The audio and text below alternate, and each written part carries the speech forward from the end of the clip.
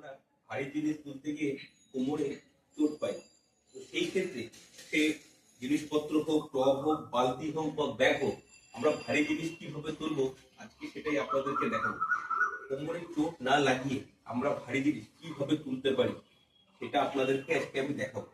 এটা দেখে রাখা অত্যন্ত গুরুত্বপূর্ণ এই কারণে, আমরা কাজের ব্যস্ততার মধ্যে কখনো কখনো কিছু না কিছু ভারী জিনিস আমাদের তুলতে হচ্ছে, ফলে কোমরে আমাদের বেকায়দায় চোট লেগে যেতে পারে। অতএব সেই ক্ষেত্রে আমরা ভারী জিনিস কিভাবে তুলবো সেটাই আজকে আপনাদেরকে দেখাবো। আমরা যখন কোনো ভারী জিনিস তুলবো সবসময় যে কোনো ডান পা হোক বা পা পা হোক, আমরা পাটাকে আগে বাড়িয়ে নিয়ে আমরা এই পায়ের সাপোর্টে জিনিসটাকে এইভাবে তুলবো। তাহলে কি হবে, কোমরে কিন্তু কোনো রকম প্রেশার আর আসবে না, পুরো প্রেশারটাই কিন্তু আমার পায়ের উপর চলে যাবে।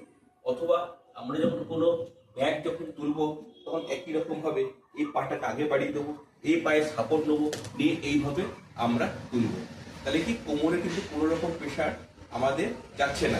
আরেকটা জিনিস বললেন, জলের বালতি হোক বা এরকম ভারী ব্যাগের ক্ষেত্রে ঠিক একই রকম ভাবে আপনারা এই জিনিসটা অ্যাপ্লাই করতে পারেন।